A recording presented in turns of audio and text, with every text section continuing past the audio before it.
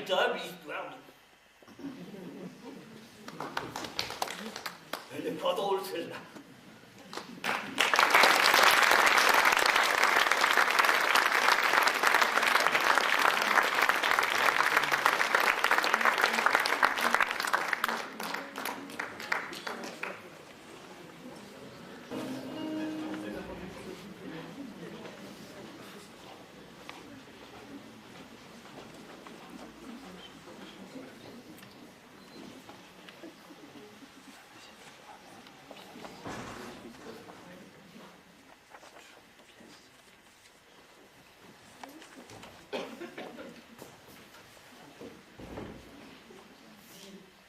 C'est ce que je viens d'apprendre.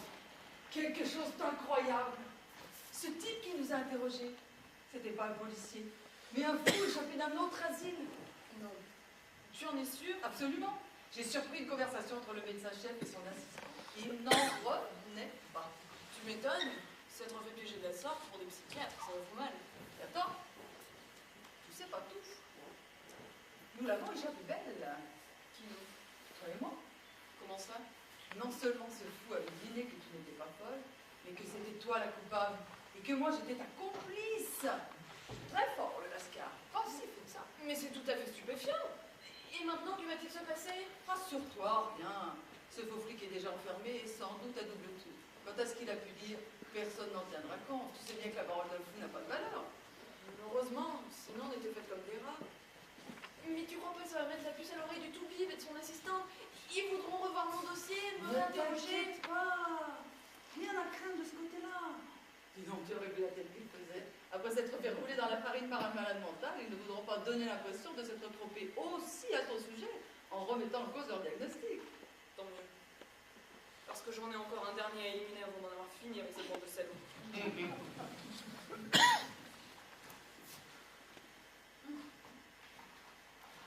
Il va falloir quand même tout de même attendre un peu avant de recommencer.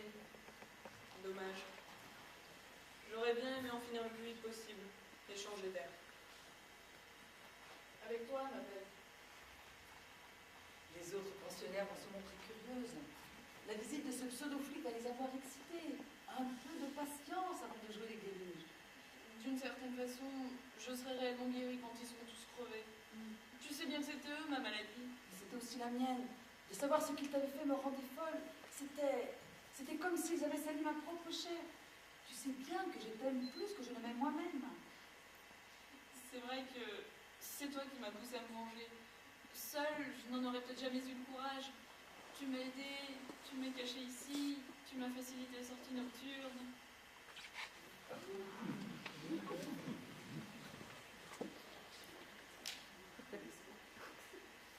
Tout cela sera bientôt fini.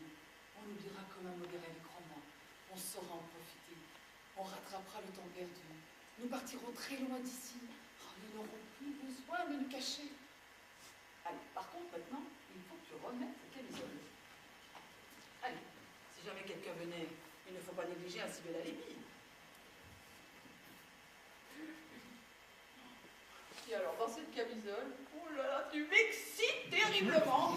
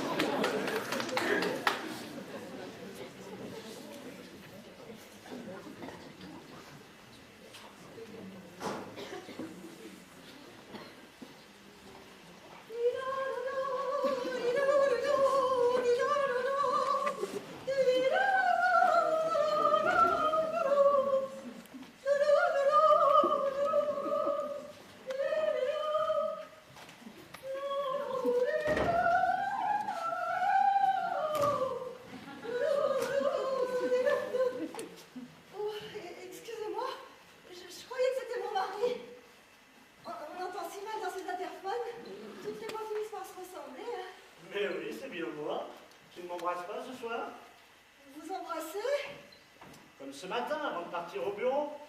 Ce matin? Mais j'ai embrassé personne ce matin. Et j'ai pas quitté l'appartement, j'ai eu aucune visite. Et j'en ai même profité pour faire le ménage en grand. D'ailleurs, vous pouvez constater, c'est propre. Ah, c'est toujours propre ici. Vous êtes déjà venu? Écoute, tu es une excellente comédienne, mais ce soir, je suis fatigué. Alors, si tu veux bien, on continuera ce petit jeu une autre fois. Un jour où il y aura un vrai public pour apprécier ton talent. J'ai jamais joué la comédie. Je le sais bien, alors ne commence pas maintenant. Et je vois pas de quelle comédie vous voulez parler. Celle qui consiste à faire semblant de ne pas reconnaître ton mari. Ne pas reconnaître mon mari? Oui, ton mari. Mon mari. Oh, vous, mon mari? Bon, après tout, si ça t'amuse, préviens-moi seulement quand tu auras décidé d'arrêter ce petit jeu stupide. Je vous interdis de vous asseoir dans ce fauteuil. C'est celui de mon mari et je veux pas qu'il vous y trouve en rentrant. Maintenant, franchement, tu m'ennuies. Je t'ai dit que j'étais fatigué, alors par pitié, tu me laisses lire mon journal en paix. Si vous ne partez pas immédiatement, j'appelle la police.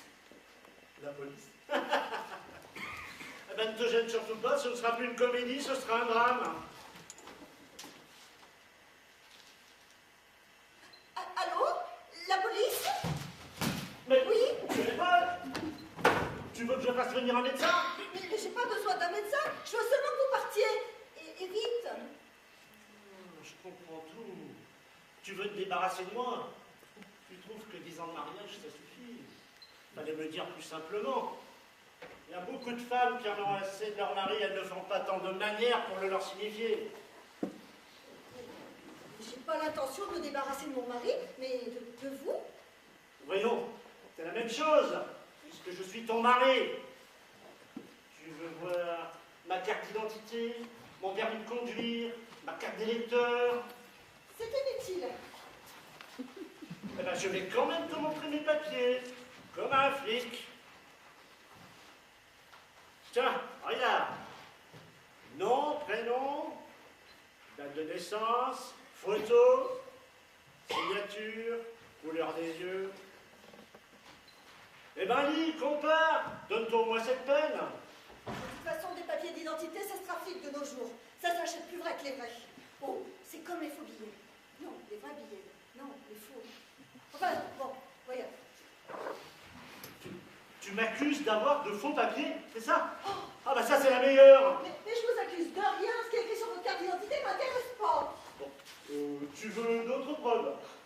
Je veux que vous fichiez le camp. Je peux décrire notre chambre à coucher par exemple. Les chambres se ressemblent. Un lit, une table de nuit, une armoire. Donner des détails intimes, on irait ensuite les vérifier. Allez dans ma chambre avec vous. Ben vous manquez pas d'audace. Bon, tu iras seul. Mais si je ne me suis pas trompé, j'espère que tu auras l'honnêteté de le reconnaître. Tu vois, je te fais confiance. Mais moi, je ne vous fais pas confiance. Il n'est pas question, je vous laisse seul dans cette pièce, même un instant. Bon, eh ben on va trouver autre chose. Ah, bah, la photo de mariage là-bas, dans le cadre. Oui, c'est une photo de mariage, de notre mariage. Eh ben regarde l'homme qui est à tes côtés. Allez, un bon geste. Si ça peut vous décider à partir.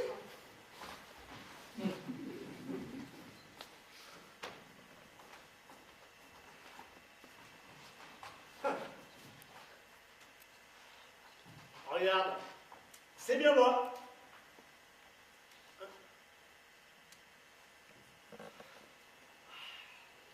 Je vois aucune ressemblance. Moi? Oui, sur la photo, il y a un jeune homme brun et musclé, alors que vous, sans vouloir vous vexer, et puis vos cheveux sont pas franchement noirs. Notre mariage date de 10 ans. J'ai un peu changé depuis, c'est normal. Bon, à ce point, c'est pas possible. Oui, ben 10 ans, ça compte. Surtout que la vie avec toi n'a pas toujours été facile. Goujat, les hommes vieillissent mal, et c'est la faute des femmes. Je ne t'accuse pas, ce n'est pas de ta faute. Avoue que l'histoire de notre fille nous a quand même drôlement secoués. Je n'ai pas de fille. Voyez bien que vous n'arrêtez pas de mentir.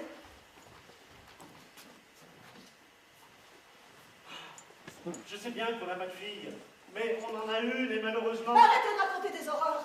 Vous êtes vraiment un salaud. On joue pas avec les sentiments maternels.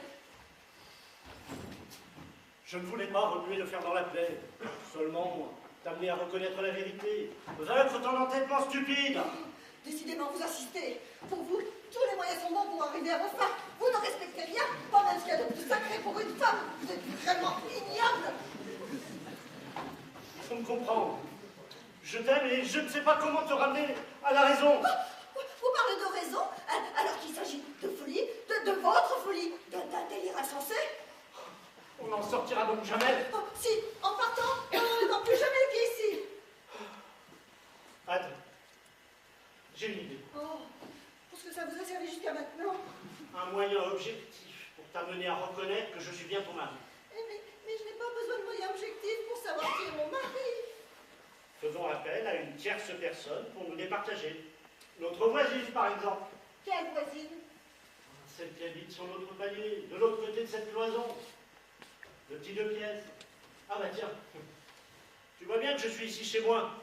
Comment un étranger pourrait connaître ce genre de détails, hein? Vous avez dû étudier l'environnement avant de monter votre coup. Vous n'êtes pas venu ici par hasard, non. Vous avez tout préparé minutieusement, le côté obsessionnel des fous. Et de toute façon, je ne veux pas mêler une étrangère à cette histoire et me ridiculiser à cause de vous aux yeux des locataires de cet immeuble. Si elle ne me reconnaît pas comme étant ton mari, c'est moi qui passerai pour un imposteur. J'abandonnerai la partie. Non, non, non, non. Je n'ai pas besoin de l'avis d'une voisine pour me débarrasser de vous. Allez, vous dehors, sortez. Non, Dehors.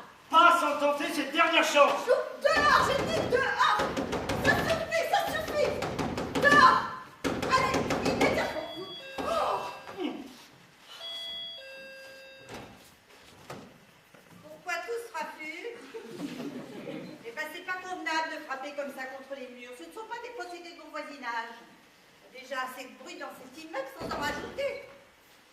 C'était pour vous faire venir. Oh, il existe tout de même d'autres procédés pour convier une voisine à vous rendre une petite visite, enfin des manières plus délicates. Moi, par exemple, j'adore le thé. Alors, la promesse d'une tasse et d'un petit biscuit, vous pouvez y arriver chez vous tout de suite. Cette brutalité. Ah non, j'ai failli ne pas venir. C'était urgent. Oh, une urgence, mon Ah Dieu. non, rassurez-vous, rien de grave. Ah, mais une urgence, c'est toujours grave. Oui, mais ça ne l'est pas pour vous. Ça ne vous concerne pas directement. Eh bien, tout de même, je n'aime pas trop ça. Juste un petit service à nous rendre. Il s'agit simplement de nous départager, ma femme et moi. Oh non, même pas me mêler des affaires des autres. Rien de tel pour s'attirer des ennuis. La vie n'est déjà pas bien facile pour une petite vieille qui vit toute seule depuis 10 ans. Depuis la mort de son mari. Je ne vous demande pas grand-chose. Simplement de reconnaître en moi le monsieur qui rentre ici tous les soirs à 5 heures précises. Comment voulez-vous que je sache ce que vous faites de vos fins d'après-midi? Vous habitez sur notre palier? Je ne passe pas mon temps à épier les chats. Oui, mais il a bien dû vous arriver de me rencontrer quelquefois. Si vous le dites, c'est possible. Ah, vous me reconnaissez, oui ou non? C'est pas une très bonne idée. Là, vous voyez? Ah oui, oui, bien sûr. Alors? Moi, je ne vous ai jamais vu d'aussi près, alors forcément. Forcément quoi? Eh ben, je ne peux pas comparer.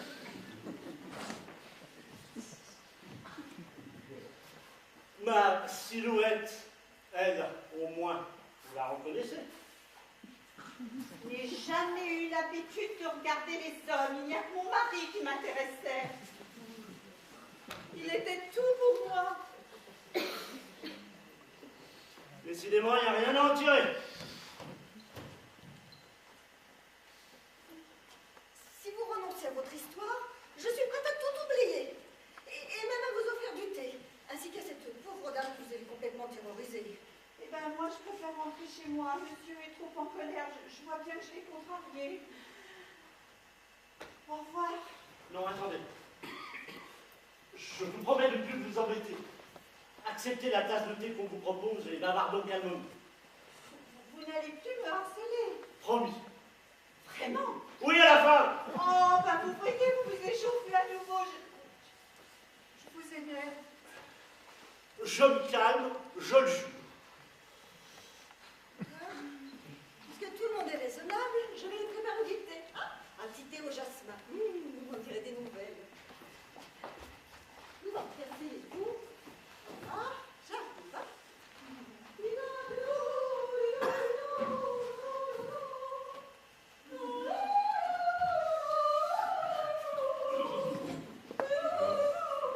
Voilà.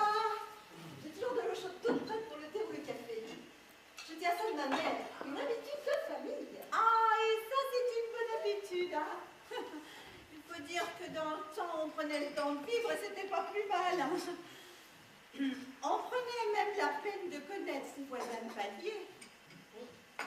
On se parlait, on se racontait nos petites histoires. Ça nous aurait été bien utile aujourd'hui. Eh oui, notre affaire serait réglée. Vous avez un bien bel appartement, hein. C'est plus grand que chez moi, et puis c'est bien mieux éclairé. Oh, il faut dire que chez moi, on voit mal. Et alors, avec ma mauvaise vue, ah là là, c'est dur de vieillir. Quand on est jeune comme vous, on ne sait pas. On se tracasse et ça n'en vaut pas le coup. Alors qu'il y a que deux choses vraiment embêtantes dans la vie, c'est la vieillesse et la maladie, et que souvent elles vont ensemble. Mais je vous ennuie avec mes petites misères, hein. Eh bien, si on parlait un peu de vous. Maintenant que vous êtes un petit peu plus calme, je peux bien vous dire votre histoire de tout à l'heure. Moi, j'ai rien compris, mais alors rien du tout. C'est pourtant simple, monsieur Crétin. Je ne prétends rien, c'est la vérité. Oh non, je vous en supplie, ne recommencez pas à me disputer, sinon je m'en vais tout de suite. Je croyais que vous aviez fait la paix, qu'on allait pouvoir vraiment faire connaissance. Et une fois que des gens de l'immeuble invitent à prendre le thé, il faut que ça se passe mal. Rassurez-vous, nous n'allons plus nous chamailler. Vous allez avoir l'image d'un vrai couple parfaitement uni. Seulement l'image. À mon âge alors, hein, cette image me suffise. C'est une charmante grand-mère. C'est moi qui ai l'idée de vous faire venir. D'une façon un petit peu cavalière.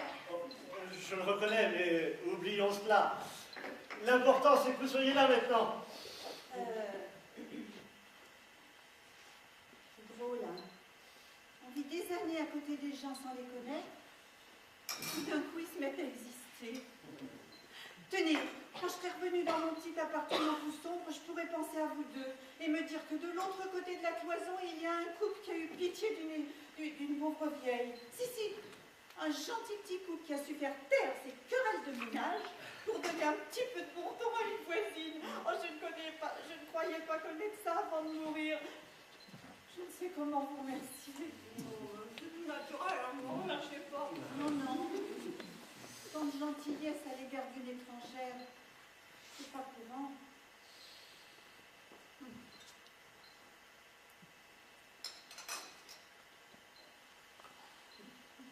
Beaucoup m'auraient mis à la porte en voyant que je ne pouvais rien faire pour eux.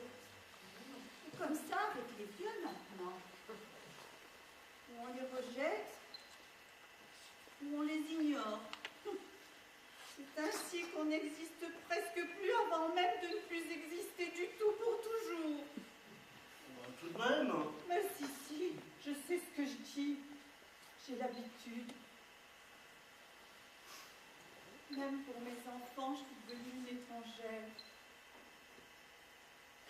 Il y a longtemps que je ne les ai pas vus. S'ils me rencontraient dans la rue, je ne sais même pas s'ils me reconnaîtraient. Quand je pense à tout ce que j'ai fait pour eux et que je ne suis plus rien maintenant qu'une étrangère.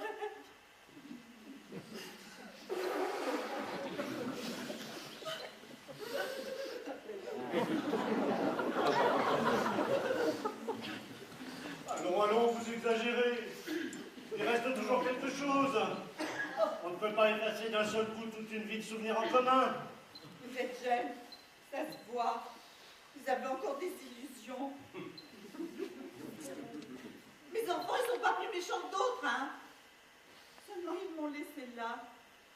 Ils m'ont oublié. Eh bien, oubliez-les à votre tour. Et menez votre vie comme vous l'entendez, sans plus vous soucier d'eux. Ah, oublier, c'est facile à dire quand on est jeune et qu'on peut tout recommencer. Mais moi, Mais on peut toujours recommencer à zéro. Suffit de le vouloir. Tu vois bien qu'elle n'en a pas envie. Ce qu'elle veut, c'est que ses enfants, ses propres enfants avec qui elle a passé toute une partie de sa vie, daignent venir la voir et ne la considèrent plus comme une étrangère. oh vous, ne parlons plus de ça, je vous fais perdre votre temps. Je vais rentrer chez moi. Si une prochaine fois je peux vraiment vous être utile, eh ben je le ferai de tout mon cœur. Je ne suis plus bonne à grand chose, c'est vrai, mais sait-on jamais. Je vous en prie, restez encore un peu. Non, non, pour une première fois, ça s'est pas si mal passé entre nous. Restons-en là pour ce soir. Monsieur va vous raccompagner.